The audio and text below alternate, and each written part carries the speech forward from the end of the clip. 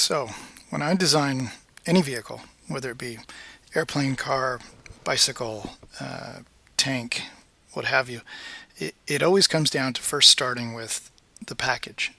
And what I mean by that, this is going to lead into the design topics that I'll cover next, but this is going to really be how to build up the concept. And so when I start to build up the concept, it's all about where does the stuff go and how does it work before I worry about styling.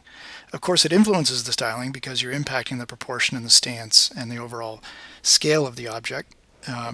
But if you want to get a believability to it, for me, it's all about packaging. And this is, I think, a nice photographic example of packaging not only a person here, person and engine are packaged here as sort of one unit, let's say, as a mass, and then, right, what goes into making up the wings, right, and what's under the skin.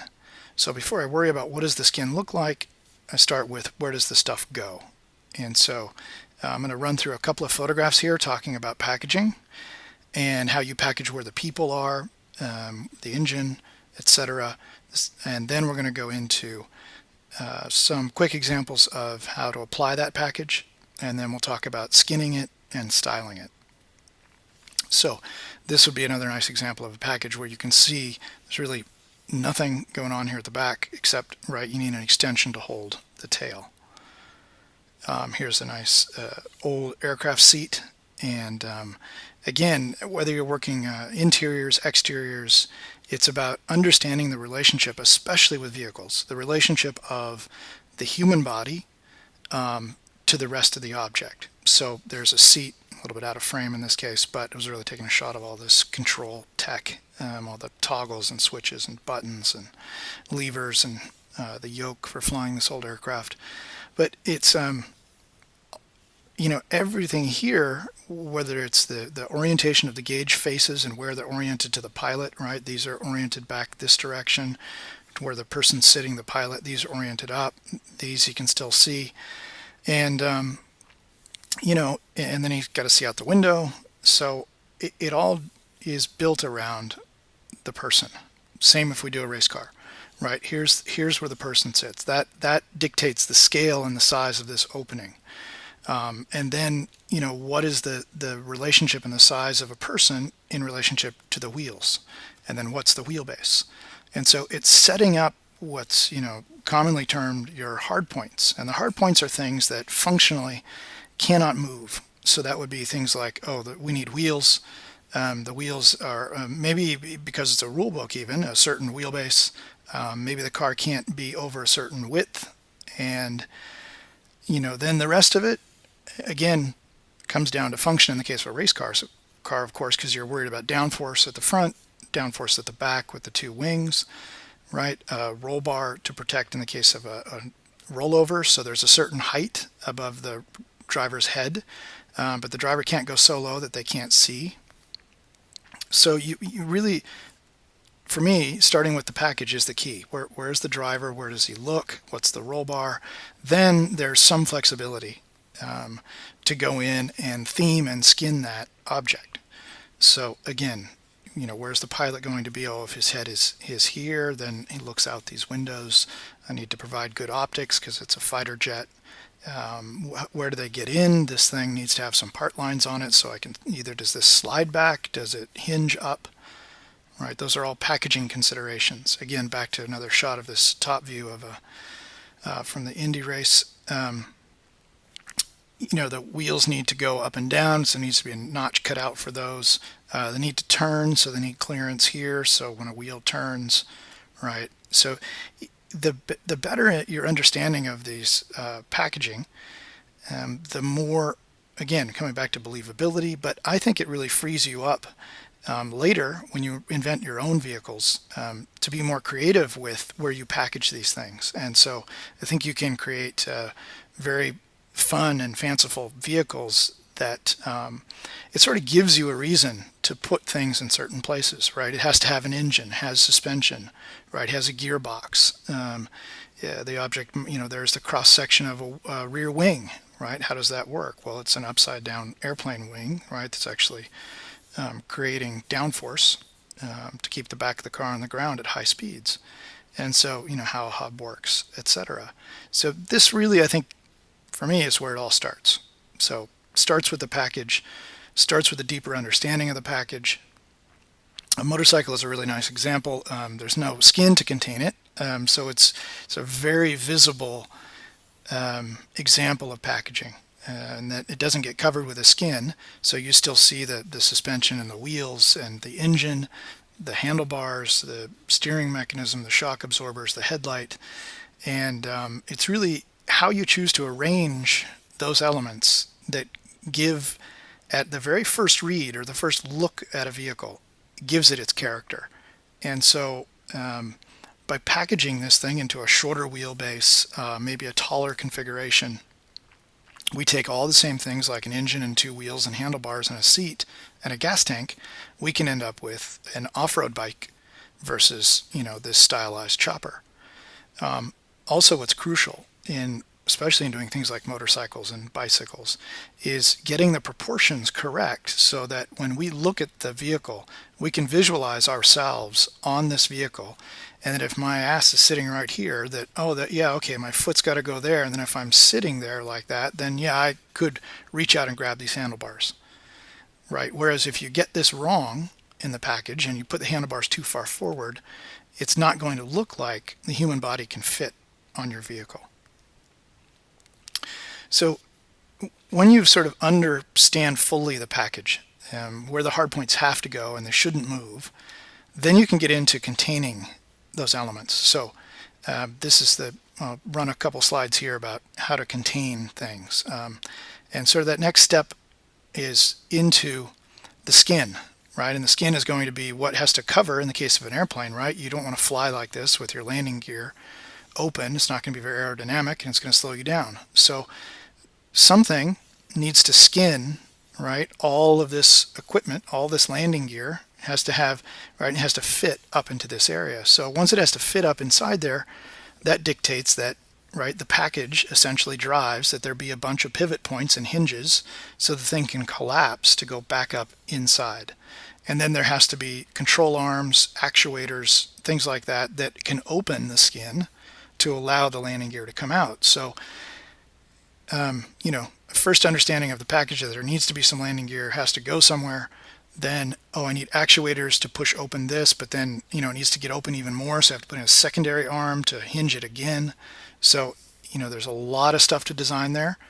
And, if it wasn't for the function of this thing opening, there wouldn't be much to look at right here in the case of that design. And that becomes really fun stuff to figure out and engineer and, again, provide realism. So here's a nice example of a simple package, right? We have engine at the back, in this case, pilot, cockpit here, some control surfaces.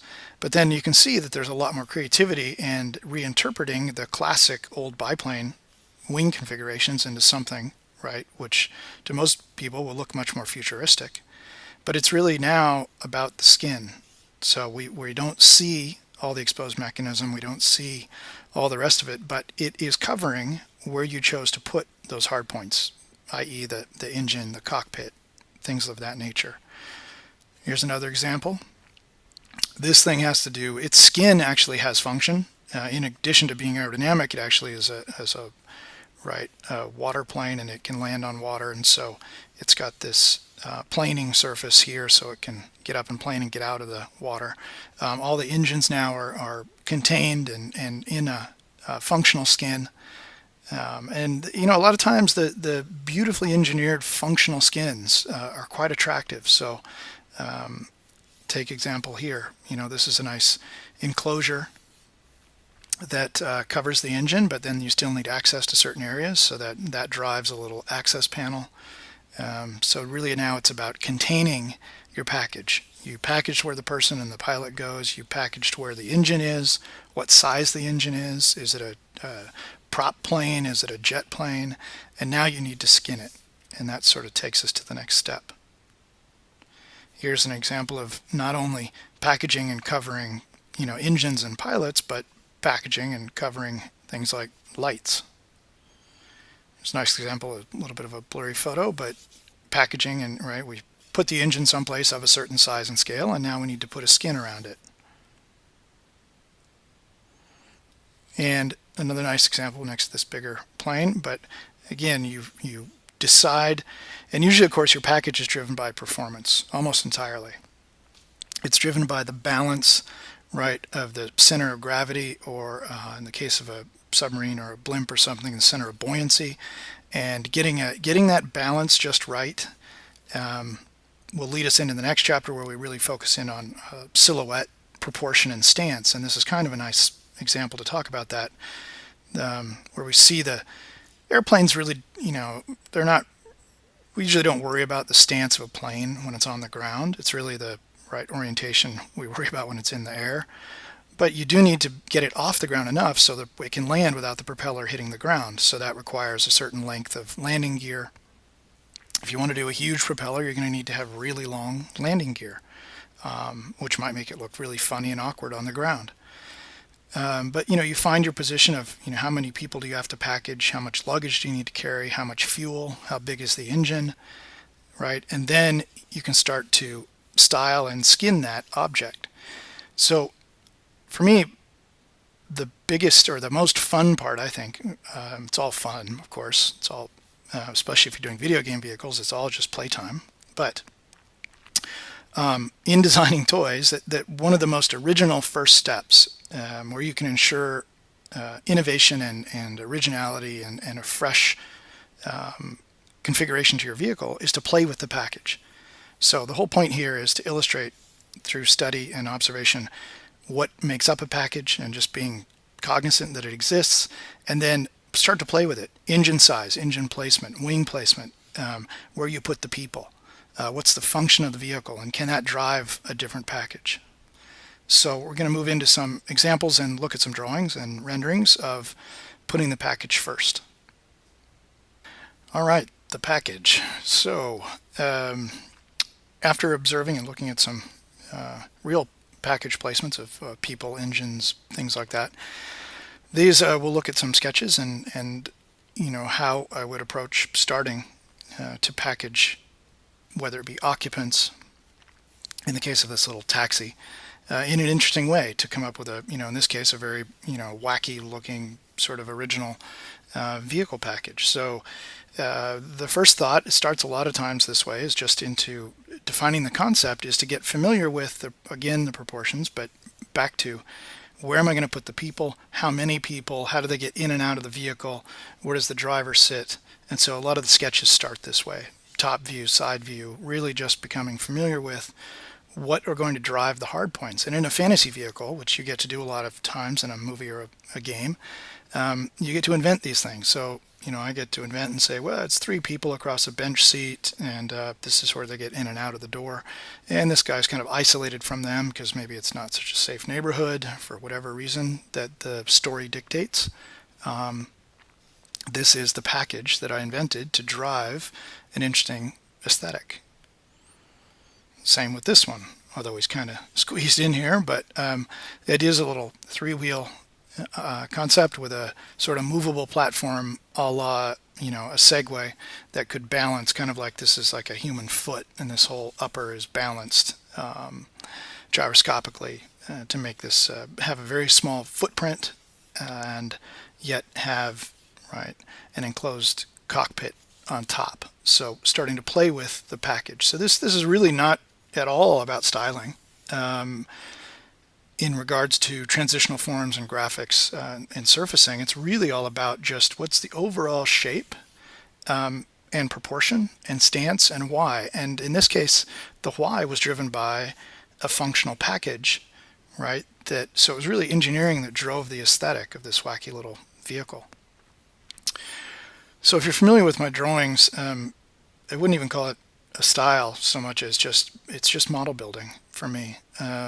So it's trying to come to grips with, can I arrange the elements I need to make this a open wheel sports car, for instance, in an interesting way to have, right, a pleasing form or a pleasing balance to that shape. And so getting this right from the beginning before you start to do the skin, I mean, it all sort of happens simultaneously, but definitely at the forefront of my mind is the packaging? Where's the steering wheel?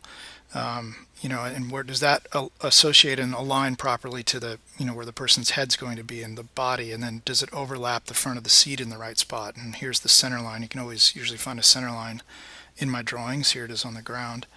But then, what's the right, how much room do I need around that steering wheel and seat, and how much headroom do I need, and how much room over the dashboard, right? If this is the dashboard where all the gauges are going to live, where the IP goes, then do I, how much further out and above do I need to go to make a windshield? And so this would be really just a first pass sketch at defining my hard points, trying to move things around in an interesting way to drive an aesthetically pleasing direction. Here's another example, albeit of a super wide angle lens. But again, trying to think about, what's inside. These are not exactly the same vehicle, but so whether I'm packaging an interior or packaging everything, in this case of like a sort of odd looking high ground clearance F1 inspired vehicle with some exposed shock absorbers there, just because they're fun to watch from the cockpit. Then where you put in the fuel and the air goes into the engine, and radiators, so air goes in, air goes out. So it's really driven by engineering more than anything. Here, this was an old game vehicle and had to carry this car, and the car would enter up a ramp in the back, and then there was a side door that had to open somehow, and in theory the car was going to shoot off of a platform back into traffic and keep on going. So it was based off an old that old GMC RV, but again, it's a relationship always back to in this case, the people, right? And then the person looks like he has to fit properly in the car, and then the car is supposed to fit inside the vehicle. So the packaging and thinking first about the human scale, and then that drives a certain size of the door, right? And then of course this vehicle is sort of my driving factor around the bigger vehicle itself, because it has to fit inside. And if I have to fit this guy inside above the rear wheels, right, I can't do huge rear wheels, because then there's no space inside. So it's going to have smaller rear wheels at the back to allow for this functional platform, which should allow then for this guy to stand up at the same time and get out of the car and work on the car. So you can see these early sketches are really driven by the package. And then later, once you've become familiar with how things work and where the stuff needs to go so as not to lose the function of the object, then you can start to do some styling passes. And see, there's just a couple of the styling passes early on. This little sketch of an airplane, which I showed the color version earlier, but you can see this is very clear packaging of the human body, right? Although he's got some oddly proportioned legs here. But this guy is our pilot with odd legs, and maybe he's wearing a parachute and it's part of his seat, and he's got some controls. He's got a little instrument panel here and some gauges and a way to control the surfaces, right, for flying. And so it's really about where do I put the person, then how does everything build off of that. And that's, for me, the underlying most important and also most fun thing to play with to come up with original vehicles. So in this case, down here in the lower right, you'll see the working sketch. So this is the very first sketch where literally it's all about defining hard points. So human scale again, and then scale of the vehicles, and a ramp. The vehicle has to go inside. There was an idea that we shuttle it out on a little crane. So there's an arm that has to slide out on a track, which means I need to cut a hole in the fuselage, right, to move a car out or get picked up, as the case may be, if this arm is already out here. There's a guy in there controlling the crane. And then, a tail gunner and engines, overhead wing. So this is the packaging sketch, which a lot of times they look like this. They're, all about measuring in perspective and laying out where things have to stay. And then I can do styling passes on top. So hard points first, then an overlay on top, and start to do styling passes. So I think there were 3 styling versions I did for this cargo plane. And Again, this is for a game. This is the boss that you had to defeat, and so they were, you know, taking enemy vehicles in and out of this thing and protecting it. I think that was the scenario. Not quite sure, but most important point: packaging, hard points, then styling. Another couple of examples. Sort of working sketch towards the top, and then sort of this middle sketch is more of a styling pass on top of, wasn't over the same sketch, but you get the idea. Same one here at the bottom, more of a working sketch to nail all of my hard points. Scale of the main flight deck up here versus this little funky tail gunner, or not even tail, but put them out on the pontoon here out at the end of this ground effect wing. And then there's the ship, right, or more like PT boat scale that has to go into the back. Okay, blimp, right, again, I picked some of these that have clear skins to them so we can see through to the structure and the packaging of the functional elements. So a little cockpit here, because maybe this guy, I don't know, they pick up some rare mineral off this funky faceted building, but his whole goal and his whole function is to be able to steer this vehicle and bring it in to couple with whatever this is. I don't know, maybe it's just an anchor to hold it while it lands and while it's positioned there. So he needs good visibility, nice big, right, windshield, and then this thing needs to move fore and aft, right? So there's a big center mounted propeller. And all the originality and the fun of this blimp, well, one, it was driven by sort of the package of a fish, right? So drawing from nature, and that thinking about, well, vertical fish, they're very maneuverable left and right. They're not so great, and this shape's not so great in a crosswind, but it's the opposite of a big bullet blimp. Sort of fish-inspired, voluminous package, right, with hopefully enough lifting force to lift this lightweight engine, its power here, and our flight deck, our cockpit there. A rudder at the back, okay, which can direct the flow of air that's being driven by this turbo prop through, right, and that gives it forward directional thrust, and then this guy can direct whether it goes left or right. And then these guys are little, trim propellers maybe when he's coming in for a landing here, a couple little to assist. Maybe they rotate as well to spin it in place. But the core and the thing that makes, I think, this sort of thing original, and haven't seen it, a lot before, is the fact that I was played with the package but didn't lose the sense of a center of buoyancy, enough, in theory, lifting volume. To make that thing fun and original yet believable. Here's a little underlay for that boat that I showed earlier, a little jet ski sort of thing with it as well. And you can see there's my top view, there's the center line, in this case the water plane, again referencing back to the human for scale, and he has to fit inside here, he has to walk under that, so that dictates the height. And also makes it relatable that this is a pretty mean gun when you look at the size of it in relation to this guy, right? If we didn't have this human body or the windows, those are the sort of the giveaways, usually railings, doors, windows, those give us a sense of the human scale. If you don't have that, then this could be, less menacing, for instance. But once we see it in relation to a human, it has a bit more attitude and character. The next thing we're going to move on to, I think a couple more slides to go here, but the next thing we'll move into is the discussion more about styling. And I've got sort of 8 checks, sort of steps along the way that I'm going to get into and explain in more detail. All the bikes I designed that you saw before start this way with the hard points.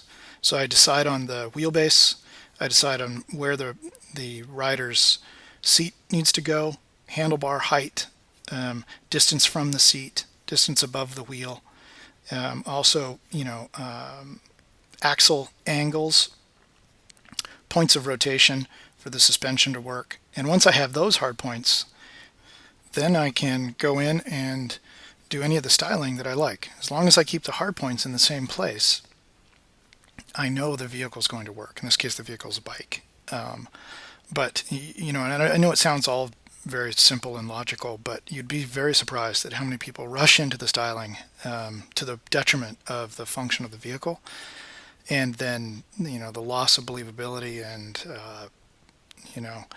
it goes a long way to selling something that's futuristic, or playful or fanciful.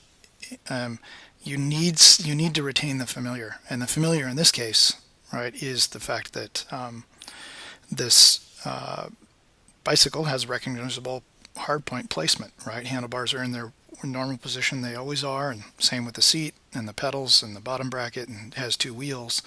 And so, I think that the general audience becomes more accepting of some interesting aesthetic options or directions when they can relate to what they've always known a bicycle to be like. This brings us into our last slide for this section, and then we'll move into a more styling specific discussion where I'll share with you the checkpoints and steps I take in developing a concept, sort of start to finish, once I've got the package nailed. So this is a packaging and interior in this case, so even more sensitive to the position of the human body, so where the feet are, knees, hip point back here, seat back, and then where the head is placed, and does that all relate to the size and scale of the steering wheel. This is actually the second sketch in developing this interior. The first step was even to do a simpler box with the right width for the car, the center line, which is where the driver's placed in this case, and get that nailed, and then I could go in and start to, is the steering wheel a pistol grip style with funky shift levers, play with things like that. And the line, this became the final line drawing actually for the rendering, because I painted over the top, so all the line stuff went away in the end. But it's nice, I think, providing both a line drawing and a rendering can really help the person who's set to task to model something like this.